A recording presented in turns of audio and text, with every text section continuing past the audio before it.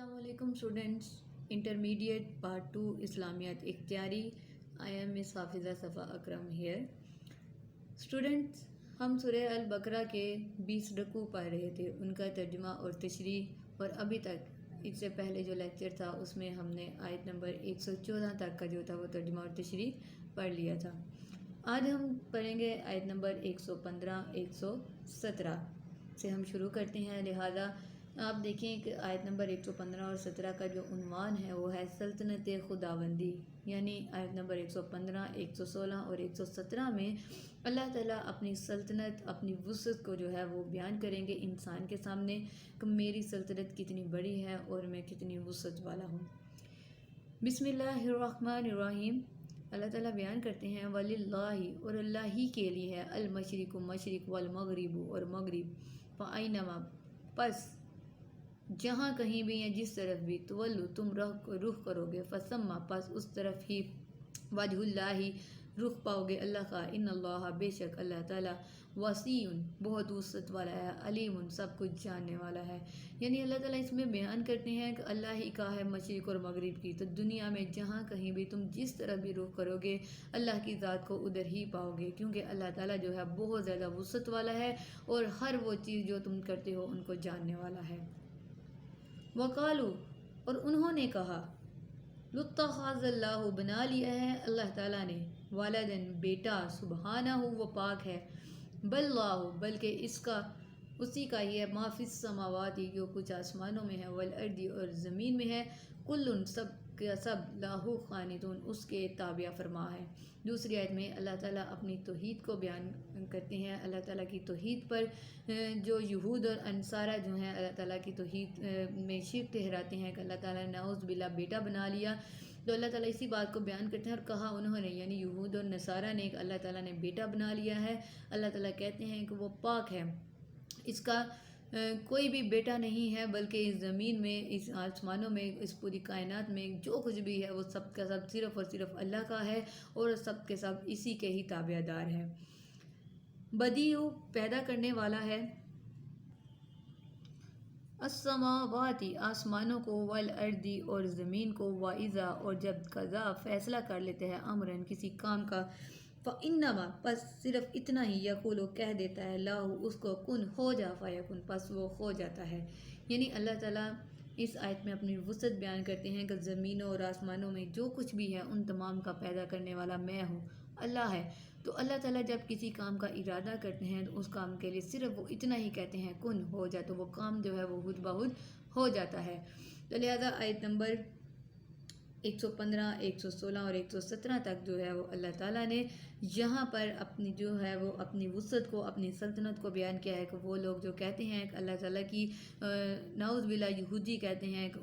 حضرت عزیر جو ہیں وہ اللہ تعالیٰ کے بیٹے ہیں، عیسائی کہتے ہیں کہ حضرت عیسیٰ علیہ السلام اللہ تعالیٰ کے بیٹے ہیں، مشرکین کہتے ہیں کہ فرشتوں کو اللہ تعالیٰ نے اپنی بیٹیاں بنایا ہے. لہذا یہ تمام غلط ترین باتیں ہیں. اللہ تعالیٰ اسی آیت میں بیان کرتے ہیں سبحانہ، کہ وہ پاک ہے ان سب سے، اس کی کوئی اولاد نہیں ہے. زمین اور آسمان، اس کائنات میں جو کچھ بھی ہے وہ صرف اور صرف اللہ تعالیٰ کا ہے. لہذا اسی ایک آیت میں اللہ تعالیٰ اپنی توحید بیان کرتے ہوئے یہود، انصارہ اور مشرکین کے تمام باطل عقیدے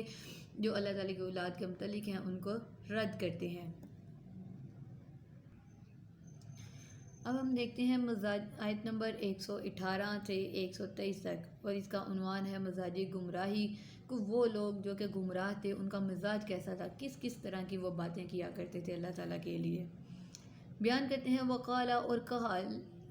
للذین، ان لوگوں نے جو، لا نہیں، یعلمون، جانتے یا علم رکھتے، لولا، کیوں نہیں، یکلمون، بات کرتا ہم سے، اللہ تعالیٰ، او یا تعطینا، آتی ہمارے پاس، آیات، کوئی نشانی. کذالک، اسی طرح، کالا، کہا، الذین، ان لوگوں نے، من قبلہم، جو ان سے پہلے تھے، مثل قولہم، انہی کے جیسی بات، تشابہت، مشابہت ہے ان کے، قلوبہم، دلوں میں، قد، بے شک، بینا، واضح کر چکے ہیں ہم، الآیات، نشانیاں، لقوم یوقنون، ان قوم کے لیے جو کہ یقین رکھتے ہیں. اب اللہ تعالیٰ اس میں ان لوگوں کے اعتراضات بیان کر رہے ہیں جو کہ اللہ تعالیٰ سے کہتے ہیں کہ اللہ تعالیٰ ہم سے ڈائریکٹلی بات کیوں نہیں کرتا، ہم سے جو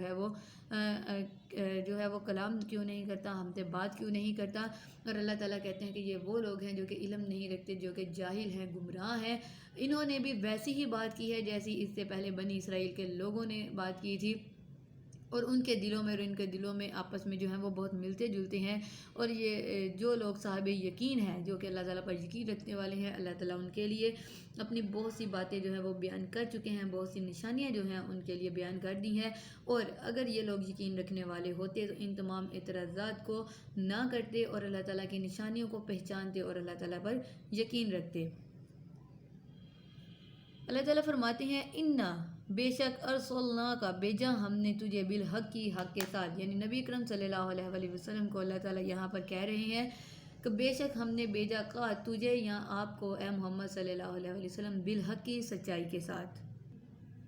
بشیرن خوشخبری دینے والا، و نذیرن اور ڈرانے والا، ولا اور نہیں تسألو تو سے سوال کیا جائے گا، ان اصحاب الجحیم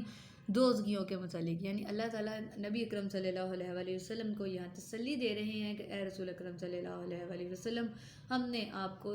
حق اور سچ دے کر بھیجا ہے، لہذا وہ لوگ جو یقین نہیں کرتے اور اپنی غلطیوں اور کوتاہیوں کی وجہ سے، بدعمالیوں کی وجہ سے دوزخ میں جائیں گے، تو اس کے متعلق آپ صلی اللہ علیہ وسلم سے کسی قسم کی بھی کوئی پوچھ گچھ نہیں ہوگی. ولن اور ہرگز نہیں ترضا راضی ہوں گے ان کا تجھ سے الیہود یہودی، ولن نصارا اور نہ عیسائی، حتیٰ یہاں تک کہ تتبعوا پیروی کرو تم ملتہم طریقے کے ان کی. کل کہہ دیجیے، یعنی اے نبی اب کہہ دیجیے، انا بے شک خود اللہ ہدایت اللہ کی ہے، هو الہدا وہی ہدایت دینے والا ہے. ولئن اتبعت اور اگر تم نے پیروی کی، اخوا خواہشات کی، ہم ان کی، بعد اللہ اس کے بعد، جا کا کیا چکا تمہارے پاس، من العلم علم، مالا کا تو نہیں ہوگا تمہارے لیے، من اللہ اللہ تعالیٰ کے سوا، من ولی ولا نصیر کوئی دوست اور نہ مددگار. اب یہاں پر اللہ تعالیٰ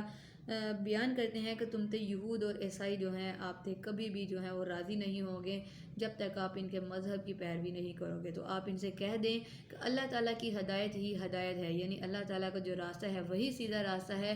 اس کے بعد نبی اکرم صلی اللہ علیہ وسلم سے اللہ تعالیٰ مخاطب ہو رہی ہیں کہ اے پیغمبر، اگر تم اپنے پاس علم یعنی جو وہی خدا نے آپ پر دی ہے اس کے آ جانے پر بھی ان کی خواہشوں پر چلے گئے، یعنی یہود اور نصارہ جو چاہتی ہیں اگر اللہ تعالیٰ نے آپ پر جو وحی کی ہے اس کے بعد بھی آپ نے ان کی خواہشات پر چلنا شروع کیا، تو پھر اللہ تعالیٰ کے مقابلے پر آپ کا کوئی دوست اور مددگار نہ ہوگا.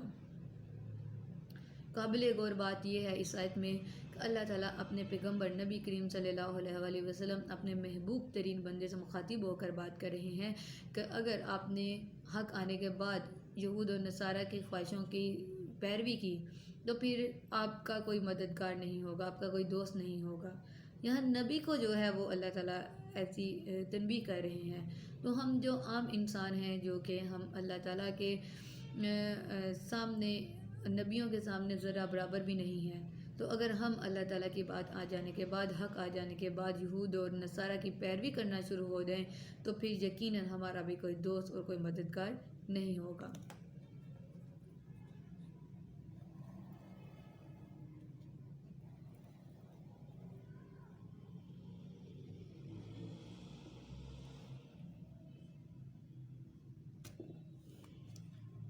الذین وہ لوگ، آتیناہم دی ہم نے جنہیں الکتاب کتاب،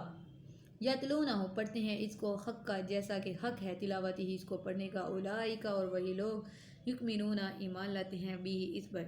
ومن اور جو من یکفر انکار کرتے ہیں بھی اس کا، فاولئک پس وہی لوگ، ہم الخاسرون خسارے میں رہنے والے ہیں. یعنی اب اللہ تعالیٰ بات بیان کرتے ہیں کہ وہ لوگ جن کو ہم نے قرآن عنایت کیا اور وہ اس کو ویسا ہی پڑھتے ہیں جیسا کہ اس کو پڑھنا چاہیے، جیسا اس کو پڑھنے کا حق ہے، تو وہی لوگ ہیں جو ایمان والے ہیں. لیکن وہ لوگ جو اس کو نہیں مانتے وہ سراسر نقصان اٹھانے والے ہیں، اس دنیا میں بھی اور آخرت میں بھی. یا بنی اسرائیل اے بنی اسرائیل، لذکروا یاد کرو، نعمتی میری نعمت، اللہ تھی جو میں نے انعمت انعام کی، علیکم تم پر، وانی اور بے شک میں نے فضلتکم فضیلت دی تم کو. العالمین تمام اہل دنیا والوں کو، یعنی اب اللہ تعالیٰ یہاں پر بنی اسرائیل کو اپنی نعمت یاد کروا رہے ہیں کہ اے بنی اسرائیل یاد کرو، میں نے تم پر اپنی نعمت کی تھی، میں نے تم پر اپنا انعام کیا تھا کہ میں نے تم کو اس زمانے میں جتنے بھی لوگ تھے ان تمام پر تمہیں فضیلت دی تھی، ان تمام پر تمہیں فوقیت دی تھی۔ وَاتَّقُوا اور ڈرو یوماً اس دن سے لا تجزی نہیں کام آئے گا نفس کوئی آدمی ان نفس کسی آدمی کے شیئن کچھ بھی، ولا یقبل نہ قبول کیا جائے گا منہا اس سے عدل کوئی معاوضہ، ولا تنفعها اور نہ فائدہ دے گی اس کو شفاعت کوئی سفارش، شفاعتم ولا هم ینصرون اور نہ ان کی مدد کی جائے گی۔ یعنی اب اللہ تعالیٰ اس دن کی یاد دہانی کروا رہے ہیں قیامت کے دن کی کہ ڈرو اس دن سے جب کوئی شخص کسی دوسرے شخص کے کام نہ آ سکے گا، نہ ہی کسی شخص سے کوئی معاوضہ کوئی دولت وغیرہ لے کر اسے چھٹکارا دیا جائے گا، اور نہ ہی کسی شخص کی کوئی سفارش قبول کی جائے گی، اور نہ ہی ان لوگوں کی جو کہ اللہ تعالیٰ کی نافرمانی کرتے ہیں ان کی کسی بھی طرح سے کوئی مدد کی جائے گی۔ تو لہذا اس آیت کریمہ میں اللہ تعالیٰ روز قیامت کی یاد دہانی کروا رہے ہیں کہ قیامت کا حشر کے دن جو ہوگا وہ ایسا ہوگا جس میں تمام کے اعمال کا جو ہے وہ حساب لیا جائے گا، ہر ایک کو اس کا بدلہ ملے گا، کوئی شخص جو ہے وہ کسی دوسرے کی مدد نہیں کر سکے گا، ہر انسان اپنے اپنے اعمال کا نتیجہ خود بھگتے گا، اور کوئی شخص کوئی مال و دولت دے کر بھی رہائی حاصل نہیں کر سکے گا، یا پھر کسی دوسرے کی سفارش دلوا کر بھی جو ہے کوئی رہائی حاصل نہیں کر سکے گا، اور نہ ہی جو لوگ کفر کرتے رہے ہیں اللہ تعالیٰ ان کی کوئی مدد کریں گے۔ تو لہذا اس آیت میں اللہ تعالیٰ جو ہے وہ لوگوں کو آخرت کی یاد دہانی کروا رہے ہیں۔ جی اب ہم دیکھتے ہیں آیت نمبر 124۔ اس میں دیکھیں اوپر لکھا گیا ہے آزمائش ابراہیم، یعنی حضرت ابراہیم علیہ السلام کو اللہ تعالیٰ نے جو آزمایا تھا ان باتوں کا یہاں پر ذکر کیا جائے گا۔ لہذا اللہ تعالیٰ ارشاد فرماتے ہیں قرآن پاک میں وَإِذِ ابْتَلَىٰ اور جب آزمایا ابراہیم علیہ السلام کو ربہ اس کے رب نے بکلمات چند باتوں میں فَأَتَمَّهُنَّ پس اس نے پورا کیا ان کو، یعنی حضرت ابراہیم علیہ السلام نے ان کو پورا کیا۔ قالا فرمایا اللہ تعالیٰ نے انی بے شک میں جاعلوکا بنانے والا ہوں تجھے للناس لوگوں کے لیے اماماً ایمان پیشوا یا ان کا رہنما۔ قالا کہا حضرت ابراہیم علیہ السلام نے کہا وَمِن ذُرِّيَّتِي اور میری اولاد میں سے بھی۔ قالا اللہ تعالیٰ نے فرمایا لا ینال نہیں پہنچا کرتا عہد الظالمین عہد میرا ظالموں تک۔ یعنی اس آیت نمبر 124 میں اللہ تعالیٰ حضرت ابراہیم علیہ السلام کی آزمائشوں کی بات کر رہے ہیں کہ ہم نے ابراہیم علیہ السلام کو چند باتوں میں آزمایا تھا، جس میں چند آزمائش کا ذکر یہ ہے کہ حضرت ابراہیم علیہ السلام کو آگ میں ڈالا گیا، حضرت ابراہیم علیہ السلام کو ان کے بیٹے کی قربانی دینے کے لیے کہا گیا، اور حضرت اسماعیل علیہ السلام کو اپنے بیٹے اور اپنی بیوی سے ان کو مکہ شہر میں چھوڑ کر ان سے الگ ہونے کے لیے کہا گیا۔ تو حضرت ابراہیم علیہ السلام ان تمام آزمائشوں میں پورے اترے، اور انہوں نے اللہ تعالیٰ نے ان کو اس وقت کے جتنے بھی لوگ تھے، یعنی اس دنیا میں آنے والے بعد میں جتنے بھی لوگ تھے، جتنی بھی امتیں تھیں، ان کو پیشوا، ان کو امام، ان کو رہنما بنا دیا۔ پھر حضرت ابراہیم علیہ السلام نے دعا کی کہ اے میرے پروردگار میری اولاد میں سے بھی جو ہے وہ انبیاء کو جو پیشوا ہیں، جو رہنما ہیں، ان کو پیدا فرما۔ تو اللہ تعالیٰ نے پھر حضرت ابراہیم علیہ السلام سے فرمایا کہ جو ظالم ہوں گے میں ان کے لیے یہ وعدہ نہیں کرتا، یعنی آپ کی اولاد میں سے جو میری نافرمانی کریں گے میں ان کو لوگوں کا پیشوا نہیں بناؤں گا، لہذا جو میرے احکامات کو پورا کریں گے میں ان کو جو ہے وہ اعلیٰ رتبہ عطا کروں گا۔ وَإِذْ اور جب جعلنا بنایا ہم نے نل بیتا اللہ کے گھر کو مصابۃ مرکز یعنی اکٹھا ہونے کی جگہ للناس لوگوں کے لیے، وامناً اور جائے امن، واتخذوا اور مقرر کیا من مقام ابراہیم مصلی مقام ابراہیم کو نماز کی جگہ۔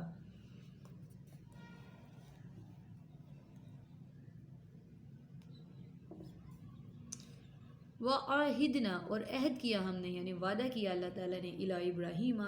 علیہ السلام تھے، و اسماعیل اور اسماعیل علیہ السلام تھے، ان طہرا کہ پاک رکھو بیتیا میرے گھر کو للطائفین طواف کرنے والوں کے لیے، والعاکفین اور اعتکاف کرنے والوں کے لیے، ورکائی اور رکوع کرنے والوں کے لیے، اس سجود اور سجدہ کرنے والوں کے لیے۔ پھر اللہ تعالیٰ کہتے ہیں کہ جب ابراہیم علیہ السلام اور حضرت اسماعیل علیہ السلام نے خانہ کعبہ کو بنایا اور خانہ کعبہ کو لوگوں کی جمع ہونے کی جگہ بنائی اور اسے امن کی جگہ مقرر کیا، تو اللہ تعالیٰ نے پھر جس جگہ پر حضرت ابراہیم علیہ السلام نے کھڑے ہو کر خانہ کعبہ کی تعمیر کی تھی، اسی جگہ کو اللہ تعالیٰ نے مصلی بنا دیا، یعنی مقام ابراہیم بنا دیا۔ اور آج بھی ارکان حج میں، مناسک حج میں جب بھی لوگ طواف کرتے ہیں تو وہ مقام ابراہیم پر جہاں اللہ تعالیٰ نے اس پتھر پر جس پر حضرت ابراہیم کھڑے تھے ان کے پاؤں مبارک کے نشان جو تھے وہ وہیں پر مسلط کر دیے، اور قیامت تک کے لیے یہ ان کی نشانی وہیں پر رہے گی، اور ہر ایک کے لیے یہ فرض قرار دے دیا گیا کہ جو بھی وہاں پر حج یا عمرہ کرنے جائے گا وہ مقام ابراہیم پر نماز پڑھے گا۔ پھر اللہ تعالیٰ کہتے ہیں ہم نے ابراہیم اور اسماعیل دونوں کو حکم دیا کہ وہ طواف کرنے والوں کے لیے اور جو خانہ کعبہ میں اعتکاف کریں گے ان کے لیے، اور جو وہاں پر جا کر رکوع کرنے والے ہیں اور سجدہ کرنے والے ہیں ان کے لیے میرے گھر کو ہمیشہ پاک اور صاف رکھو گے۔ وائز اور جب قال کہا ابراہیم نے ربی جعل اے پروردگار بنا دے، خاضہ یہ بلدن شہر یعنی مکہ شہر کی بات ہو رہی ہے، آمیناً امن والا، ورزق اور روزی دے اہلہ اس کے رہنے والوں کو، من الثمراتی پھلوں سے، من آمنا جو ایمان لایا، منہم ان میں سے، باللہ اللہ تعالیٰ پر، والیوم الآخر اور قیامت کے دن پر، قالا فرمایا، ومن اور جس نے کفر کیا، فأمتعہ پس میں فائدہ پہنچاؤں گا اس کو، قلیلاً تھوڑا سا، ثم پھر استرہ میں مجبور کر دوں گا اس کو، الی عذاب النار عذاب کی طرف کی، وبئس المصیر وہ بہت بری جگہ لوٹنے کی ہے۔ یعنی اب اللہ تعالیٰ جب ابراہیم علیہ السلام نے پھر اللہ تعالیٰ سے دعا کی کہ اے اللہ اس شہر کو یعنی مکہ شہر کو جو ہے امن والا بنا دے، اور اس کے رہنے والوں کو جو کہ اللہ تعالیٰ پر ایمان لاتے ہیں اور یوم آخرت پر ایمان لاتے ہیں ان کو پھلوں کی روزی دے، یعنی ان کے رزق میں اضافہ فرما۔ تو پھر اللہ تعالیٰ نے فرمایا کہ جو مجھ پر ایمان لائیں گے، یوم آخرت پر ایمان لائیں گے، میں ان کو رزق دوں گا، لیکن جو میرا انکار کریں گے، جو کفر کریں گے اس شہر میں رہنے کے باوجود، ان کو میں پھر اس قدر جو ہے ان کو فائدہ دوں گا اس دنیا میں تھوڑا سا، اور آخرت میں پھر ان کو جو ہے وہ عذاب کی طرف ڈھکیل دوں گا۔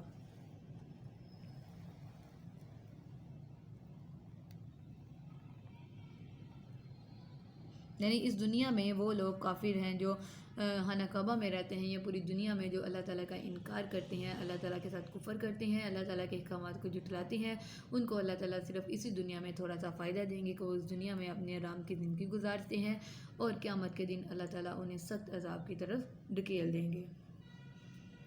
وائز اور جب یرفع اٹھاتا تھا ابراہیم القواعد بنیادیں من البیتی اللہ تعالیٰ کے گھر کی، یعنی حضرت ابراہیم علیہ السلام جب دیواریں اونچی کر رہے تھے ان کے گھر کی، اسماعیل اور اسماعیل علیہ السلام، ربنا اے ہمارے پروردگار، تقبل قبول کر، منا ہم سے، انا کا بے شک تو، انت السمیع العلیم سننے والا جاننے والا ہے۔ تو حضرت اسماعیل ساتھ ساتھ یہ خدمت قبول فرما کے دعا کیا کرتے تھے کہ اے اللہ ہم جو یہ خانہ کعبہ تعمیر کر رہے ہیں اس خدمت کو ہمارے لیے قبول فرما، بے شک تو سب کچھ سننے والا، سب کچھ جاننے والا ہے۔ ربنا اے ہمارے پروردگار، وجعلنا بنا دے ہمیں، مسلمین فرما بردار، یعنی مسلمان کا مطلب ہوتا ہے فرما برداری کرنے والا، لاکا اپنے لیے، ومن ذریاتنا اور ہماری اولاد میں سے، امتن ایک گروہ ہو، مسلمات امتی یعنی فرما برداروں کا، لاکا اپنا، وارنا اور دکھا دے ہم کو، مناسکانا یا سکھا دے ہم کو حج کے قاعدے، ودب اور توبہ قبول کر، علینا ہماری، بے شک انت التواب الرحیم تو بہت توبہ قبول کرنے والا اور رحم کرنے والا ہے۔ تو حضرت ابراہیم اور حضرت اسماعیل ساتھ یہ دعا مانگا کرتے تھے کہ اے اللہ ہماری اس خدمت کو قبول کر، اور اے ہمارے پروردگار ہمیں ہمیشہ جو ہے وہ فرما بردار بنائے رکھنا، اور ہماری اولاد میں سے بھی ایک گروہ جو ہے وہ ایسا پیدا کرنا جو کہ تیرا فرما بردار ہو، اور پھر ہم کو جو ہے وہ حج کے طریقے سکھا دے، اور ہماری توبہ جو ہے وہ قبول کر، بے شک تو بہترین توبہ قبول کرنے والا اور رحم کرنے والا ہے۔ ربنا اے ہمارے پروردگار، وبعث اور مبعوث فرما، فیہم ان میں سے، رسولاً ایک رسول، منہم ان میں سے، یتلو جو کہ تلاوت کرے، علیہم ان پر، آیاتی کا تیری آیتیں، ویعلمہم الکتاب اور سکھائے ان کو کتاب، والحکمت اور حکمت، ویزکیہم اور پاک کر دے انہیں، انکا بے شک تو، انت العزیز الحکیم غالب ہے اور بڑی حکمت والا ہے۔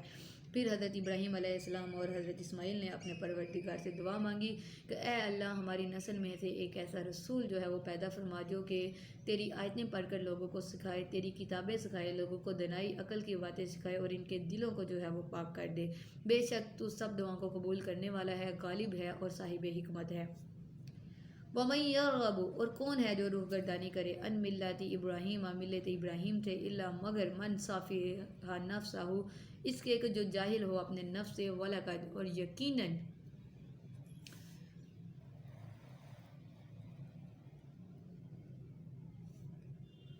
وَلَقَدِ اسْتَفَيْنَاهُ اور یقیناً منتخب کیا ہم نے اس کو فی الدنیا اس دنیا میں وَإِنَّهُ اور بے شک وہ فی الآخرۃ آخرت میں لَمِنَ الصَّالِحِینَ صالحین یعنی نیک لوگوں میں سے ہوں گے۔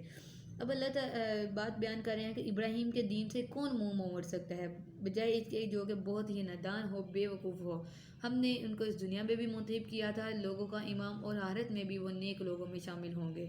اس جب کہا اللہ ان کو ربہ ان کے پروردگار نے اسلم فرما بردار ہو جا کہا انہوں نے اسلم تو میں فرما بردار ہوں لرب العالمین تمام جہانوں کے رب کا، یعنی جب اللہ تعالیٰ نے حضرت ابراہیم علیہ السلام کو کہا کہ میرے فرما بردار ہو جاؤ تو حضرت ابراہیم علیہ السلام نے